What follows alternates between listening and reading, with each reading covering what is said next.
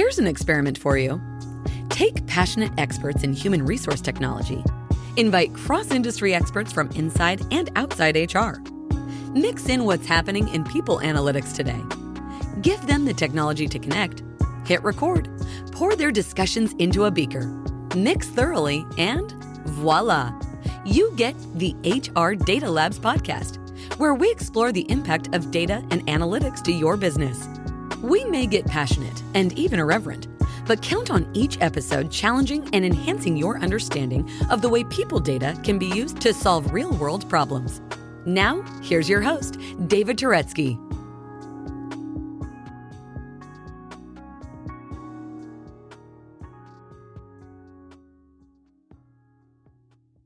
Hello and welcome to the HR Data Labs podcast. I'm your host, David Turetsky.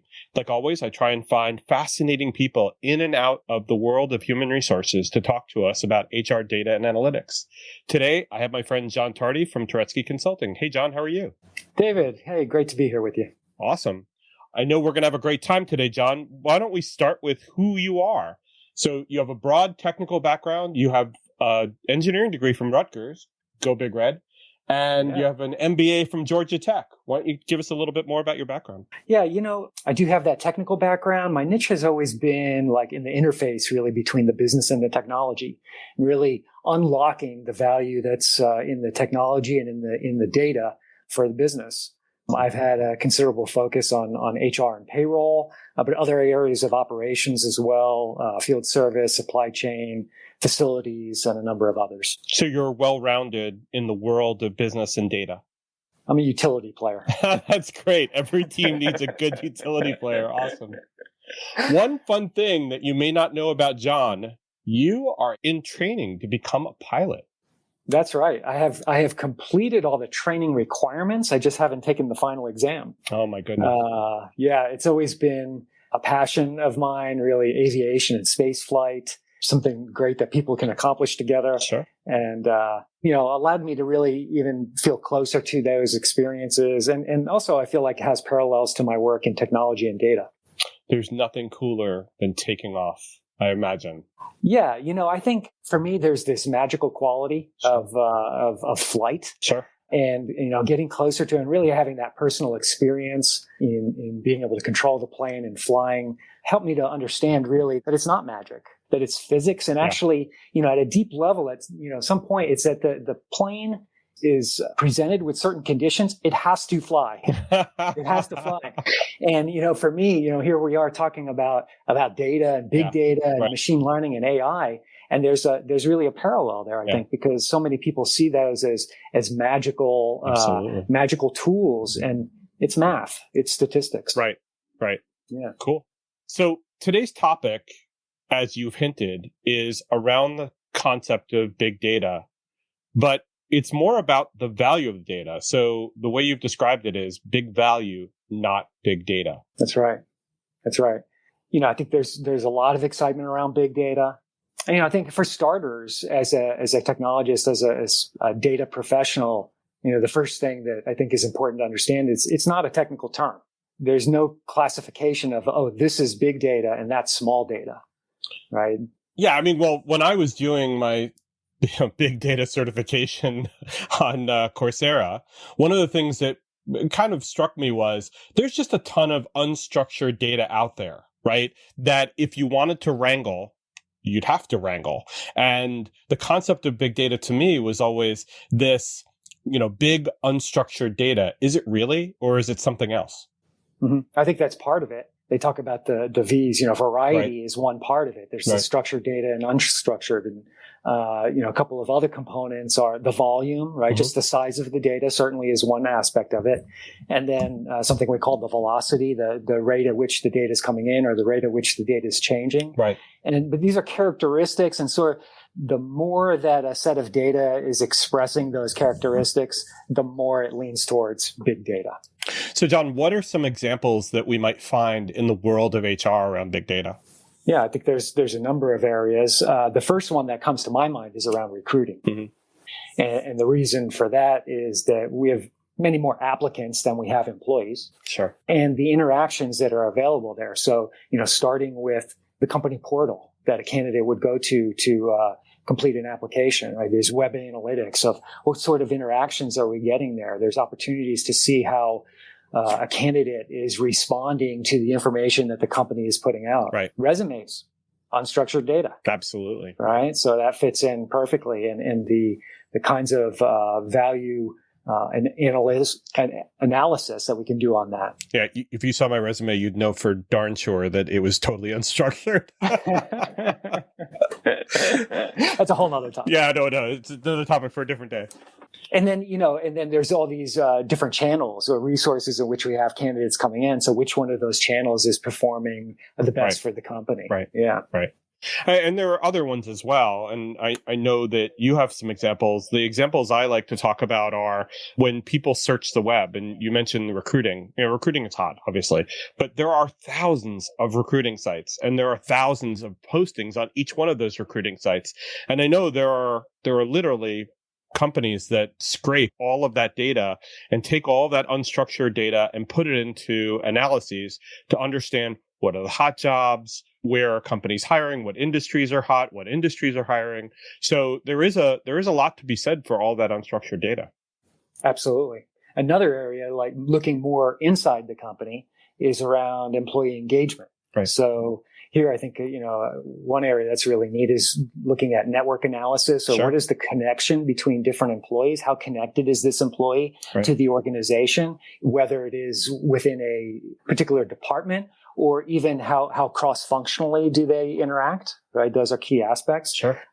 You could look at sentiment analysis. How positive are those interactions? And you mentioned unstructured data. I mean, really a variety of data sources. You could look at, email, certainly unstructured. Right. The old employee surveys are one, data point.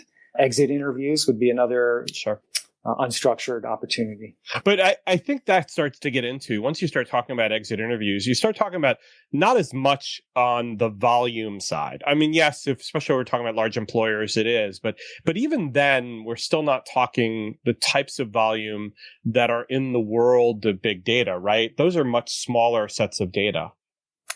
Exactly. And I think that goes back to one of our original points is, okay, do you call that big data or not? Well, it could be, depending on how you collect it, it could be unstructured. It could be notes by the exit interviewer. Right. And then somebody may consider that as being data. But, let's talk about that for a second. Sure. What's the difference? Yeah. Who cares if it's big data or not big data? Right. And I think the who cares is that as we get into data that expresses more of those big data characteristics, we benefit from different tools.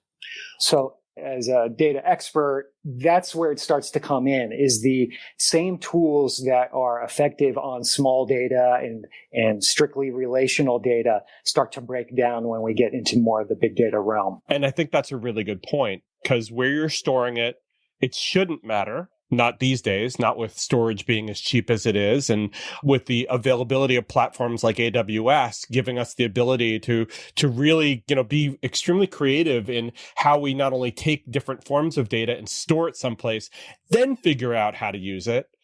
So there really is, you could definitely say the storage world has kind of revolutionized the types of data we keep, and then allow us to be much more creative around the tools we use to then be able to go in and look at it.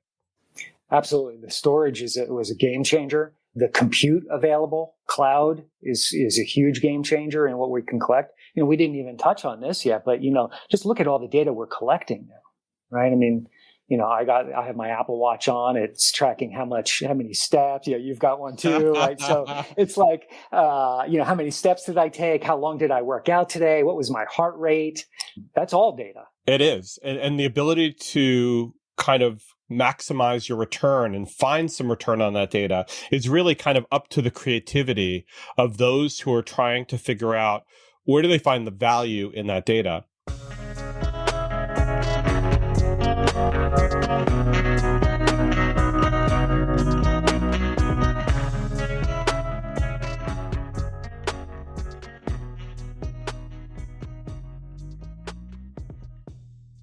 So if we're trying to find value with data analytics, do we need to be talking about big data, or, can we just be talking about all these sets of data?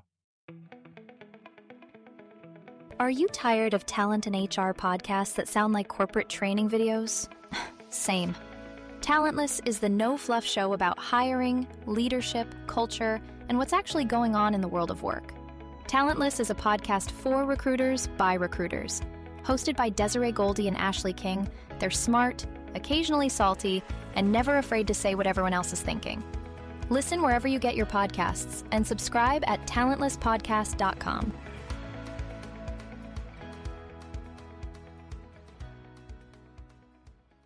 Yeah, I think that's a common misconception, really, is that people feel a pressure to need to go to the latest and greatest, the big data, because that's where the hype is, right? Yeah. I don't believe that. I believe really, well, first of all, in HR, there's lots of data that is very valuable that is not big data. Right.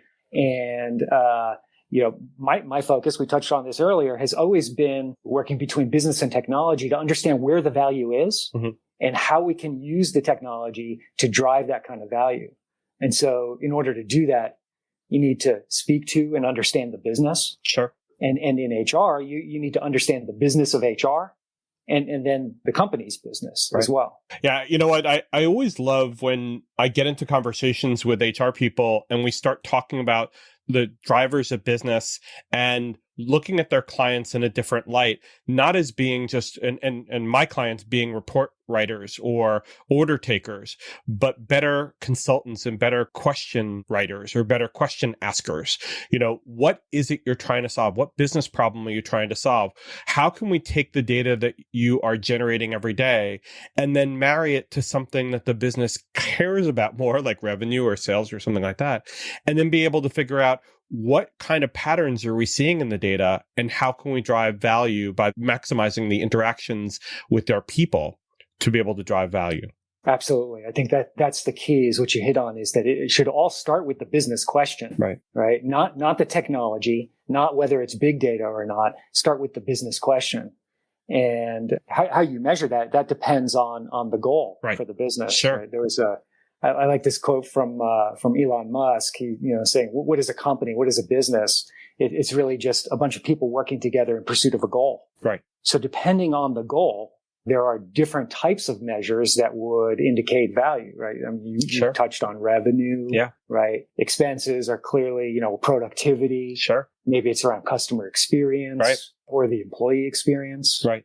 And one of the things I think that we all misunderstand is everybody thinks of HR as just a cost center and not to worry about what the business is doing. Pat the good HR person on the head, say, "You're doing a great job. You're keeping our valuable resources. Now let the business people work here." I think that's been a common misconception. And I think HR are some of the most brilliant business people in the organization because they are managing and they are helping to take care of those precious resources we call people.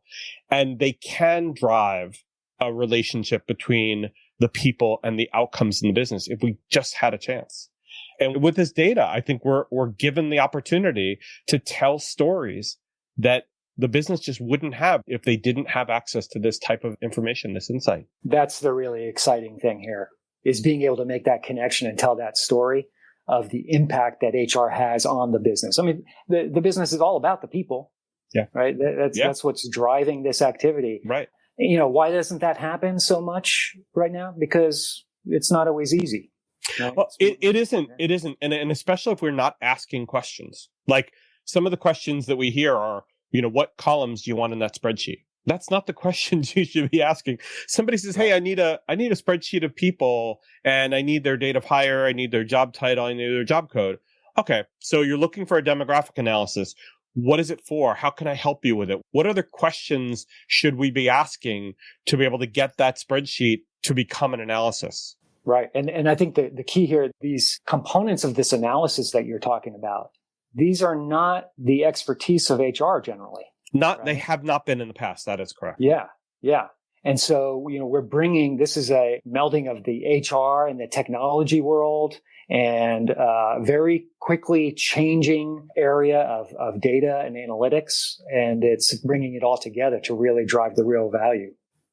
And I think we've started to see that. We've started to see HR people, especially people in the analytics function, who have done a lot of work on being able to become much more advanced in their understanding of the business. And you could even say generalists have been doing this for many years. To get that seat at the table, generalists have had to learn their business so that they have much more intelligent conversations with their leaders, with the people that they support, in order to be able to find the right recruits for them and able to help the people understand in the field, in the business, help them understand what is the leader trying to accomplish. And so the HR person has kind of started to generate that understanding of the business, but we need them to get further in order to be able to ask those better questions to produce those better analyses, right? Definitely. And that's the great thing about what you're doing here, David, with this podcast. It's education. It's all about educating and helping to close that gap, so that people can utilize these tools and these techniques and bring these approaches really to bear for the business. Like what you hear so far? Make sure you never miss a show by clicking the subscribe button now. This podcast is made possible by Turetsky Consulting and listeners like you. Thank you for your support. Now back to the show. What can we, or how can we, create value with data in HR? What are the examples that you've seen in your experience that provide people with value in not the big data, but in smaller pieces of information? Yeah. So, I think, like we said before, it all starts with starting with and focusing on the business question. Jim Barksdale from Netscape had this quote: "If we have data, let's look at data. If all we have are opinions, let's go with mine." Right? That mindset, right? It's like, let's get to it. Let's get down to the data. So what do we have here? Classic turnover. Sure. Right. Sure. Classic. Today we're talking about how we can go deeper in these kinds of analytics to really drive value out of this information, because everybody has turnover metrics, right? Absolutely. But, first, there's many definitions of turnover, Yep. right? So we can start there. Yeah. If we start by counting turnover, how many instances of turnover, that's information, but there's no real insight there. None. Okay. None. Can't compare it to anything. No. So then we start out very simply by, normalizing those into rates, so that we can actually compare, say, across organizations. That's a first step. But then, going deeper into that, what kind of turnover do we want to focus on? Do we, for example, segmenting, looking at our highest performers that are choosing to leave on their own, right, and looking at those rates? Yeah, I mean, I would go a step further and to say, when you start talking about turnover, you first have to filter out a bunch of noise, right? So first of all, there's seasonal turnover. There might be interns or seasonal workers or transient workers who, come and go, like temporary workers, that, they're probably not the best population you want to have inside of the data. So you remove those and then you start focusing on your core, right? And then you say, okay, we're only going to look at people who voluntarily left the organization, obviously, right? We know that there's been some involuntary turnover for every company. They have, layoffs and growth spurts and layoffs. And what we then need to do is so we're just going to look at voluntary turnover. So once you start getting that population set, then you start looking at the ones you're talking about, which are performers, and you start looking at the different demographic groups, like, the jobs, what type of job, functions and families. And you start looking at different demographic groups to say, oh my goodness, are we losing people in certain race, ethnicities, or genders, or age bands? Why? Or are we doing a bad job in certain places? So that's definitely a way of getting to, finding value in turnover, which we may have missed if we hadn't gone to those depths. That's right. And I think the questions that you just went down there are very specific to the business situation. Sure. Right? They're not generic. You talked about seasonality. That made me think of trends, right? Mm-hmm. So, often we'll look at trend lines. Yep. Okay. And well, for starters, is that a statistically significant trend? Is this something that we should react on? Right. If it's seasonal, if the same trend happens every year, then no. Right. Well, that's why I like, especially if that there's going to be seasonality in your data, I like to remove it so that, we can be looking at baseline, a good baseline of data. But you're right. We could look at overall trends year after year and see the seasonality in the data. And especially if you have multiple year data and a relatively steady state business, that you should see interesting trends in the data as you go through the different cycles of your company's life. When I worked at an investment bank, John, we knew there were certain times of the year when, especially when we hired our analysts and associates after bonus time, we knew there were lots of people that were going to come and go, and we kind of figured that into our business plan. So we just knew. And so when we brought up turnover, the first thing we did was we kind of threw out, these are the populations we know we're going to ignore when we go into looking at that kind of data. But it was especially funny to look at right after bonuses were given, no matter what it was, whenever we gave bonuses out, there were those people who left. And the funny thing is, you mentioned the higher performers. In the world of investment banking, especially in a lot of the financial services world, it was always funny to see, who we had tried to retain, especially if they were top performers, and who just left anyways. And that's why as a comp professional, John, I always tell people, money never saves an employee who's got one foot out the door and one foot on a banana peel. So, yeah, those trends and those correlations to different kinds of events that happen are key. Yeah. The other thing is sometimes you'll see a trend, and it could just be noise. Yeah. Right. Sure. So this is where that statistical analysis comes in. Every time the metric moves does not mean that some sort of action is indicated. Yeah, absolutely. But it also needs to have that context, right? So that's where if you have a generalist or you have someone who you can talk to about the trends you're seeing and get their perspective on it, whether it's the manager or it's the HR person in charge of that area, get their perspective so they understand what you're seeing and they can provide you with the color commentary on what's actually happening there. So if there are trends that you see, that you go, oh, these look interesting. They go, yeah, no, that was noise. We knew we lost a couple of people there. That's why it happened. Mm-hmm. Yeah. Well, let's talk about perspective. Sure. Is turnover bad? That's a great question. And I know my answer is no. I always think of turnover as being great for an organization because it enables people to move up, take on different roles, take on new opportunities, and to get new thinking in leadership positions. What about you? What do you think?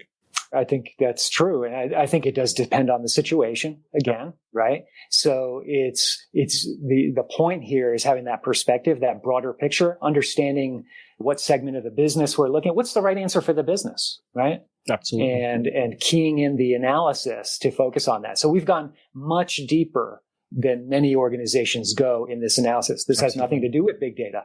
Sure. Right. But we're getting deeper and deeper to drive value out of this data. Another, example that I like to go to is around diversity. Sure. Most companies at this point are measuring some kind of diversity metric. Mm-hmm. Again, you can start very simplistic and just look at sort of ratios or percentages of different demographics in the workforce. Mm-hmm. And then we come up to similar, statistical questions. Well, if there are differences, and there will be, right? They're not going to be all the same. Are they significant?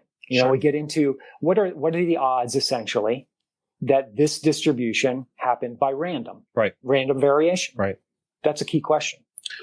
And I think that brings up the ability for us to use big data to help us, because there is a lot of big data about what population we're measuring against.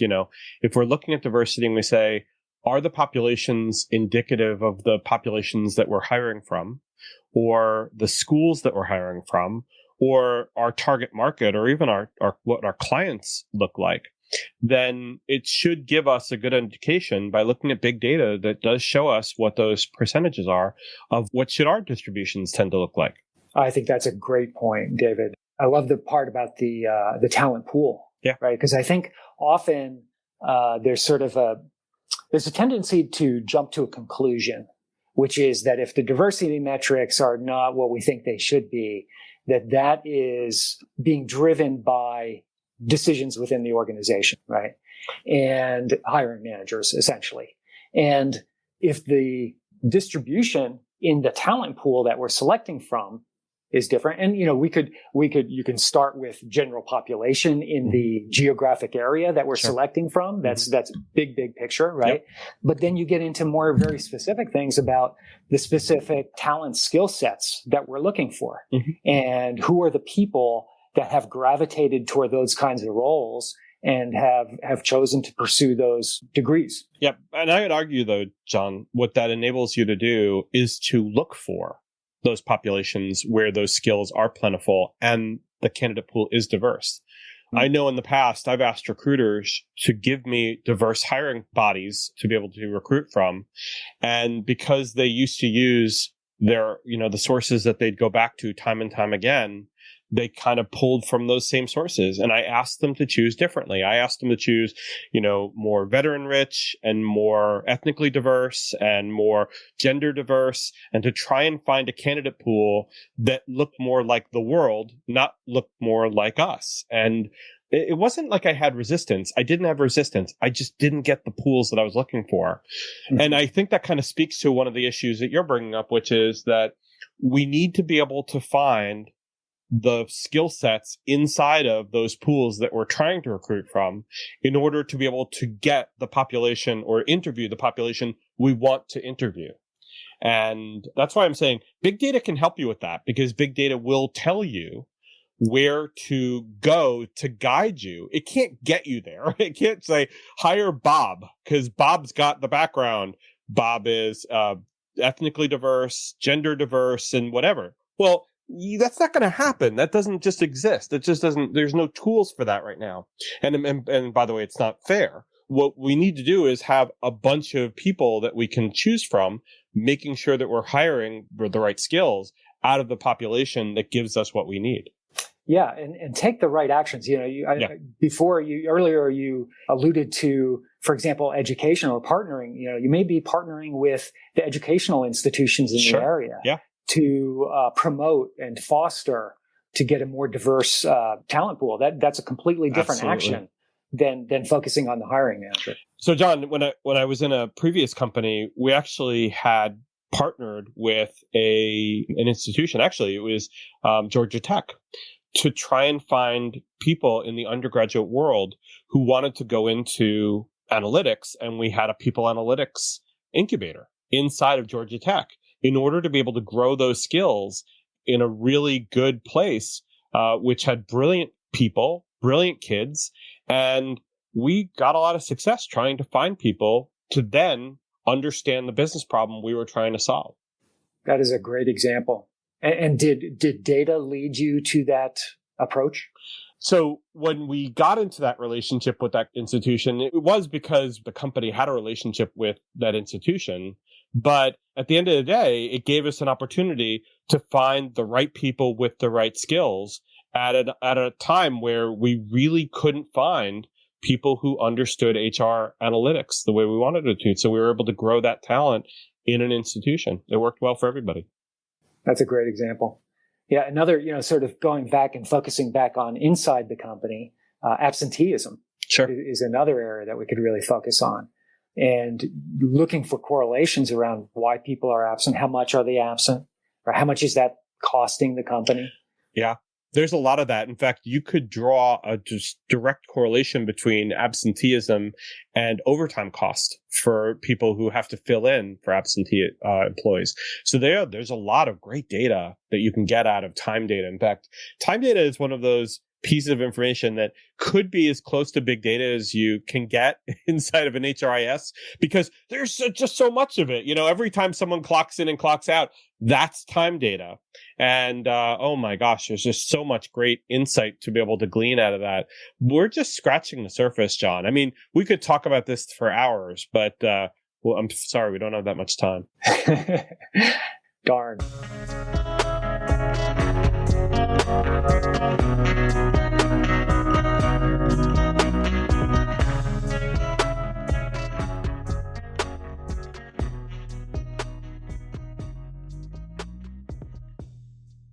So, John, we talked a lot about how big data is and isn't useful in HR, and how you can drive value out of data that isn't big data, especially in the world of human resources.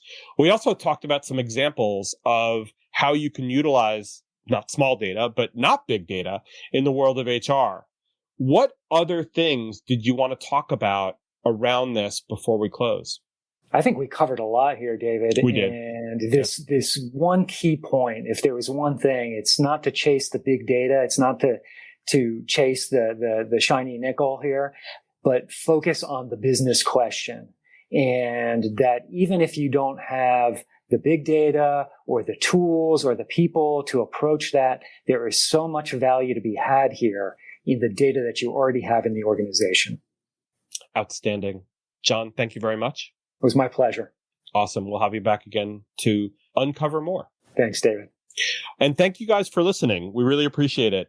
If you liked this episode, please hit subscribe. If you think you have somebody who might find value in this, please forward it to them. And if you have any suggestions, please go to turetskyconsulting.com/podcast and leave us your thoughts. Thank you very much for listening. Take care and stay safe. That was HR Data Labs. Please visit turetskyconsulting.com/podcast to review the show, add comments about this episode, or add new ideas about upcoming shows you'd like to hear. Feel free to be creative, but please be nice. Thank you for joining us this week on the HR Data Labs podcast, and stay tuned for our next episode. Stay safe.